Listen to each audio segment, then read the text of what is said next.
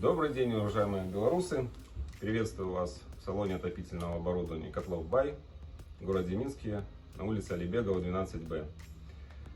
Сегодня очередное видео, очередной репортаж. Отечественный производитель у нас сегодня Метабел, печь-камин Neumann.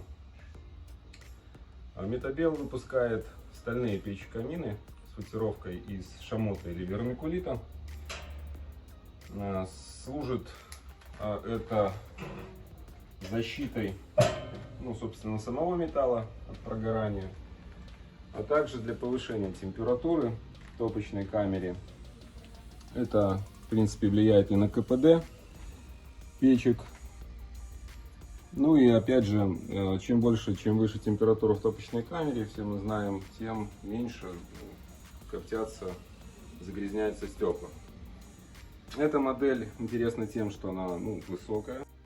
Интересна также эта печка тем, что здесь обзор огня можно видеть с трех сторон. Она трехстекольная. Очень эффектно смотрится в интерьере, где достаточно, потолки больше 2,5 метров, 2,7 допустим. И что-то просится вертикального плана. Не горизонтальные классические печи камина, а именно вертикальная. И картинка огня совсем другая.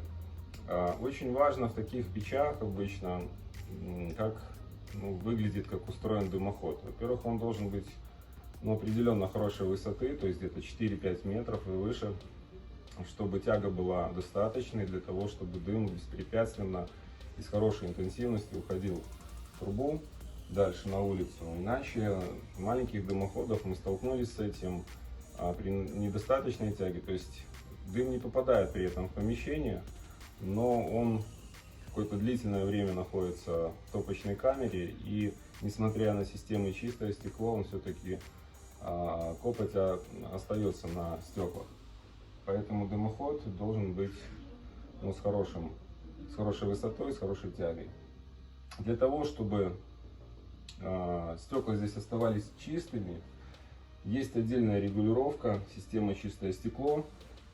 Две штатные здесь регулировки, то есть колосниковая, колосник стандартная, и система чистое стекло.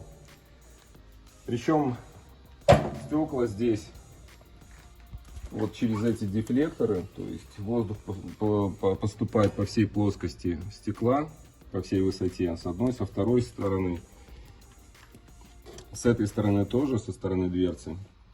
То есть обдув осуществляется полностью.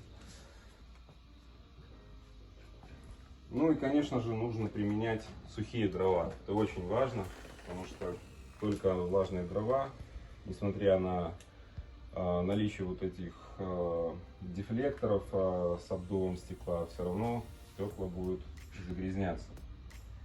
Печка имеет возможность выхода дымохода как вверх, так и сзади. Я сейчас Кристину попрошу подойти, покажем заднюю часть печки. Также предусмотрен подвод воздуха из них. Переход вставляется на 100-й диаметр гофры. Можно подсоединять подвод воздуха не из помещения. Что касается удобства использования, то есть какие дрова у нас помещаются в топку, стандартная 30 сантиметров, можно свободно использовать даже поперек. А здесь достаточно высокие дрова, помещают 60 сантиметров, конечно же перебор, но 55, то есть вертикальное расположение здесь использовать тоже можно. Но обязательно должны быть дрова сухими, это очень важно. Приходите к нам в салон, будем рады подобрать вам печь-камин, топку. До встречи!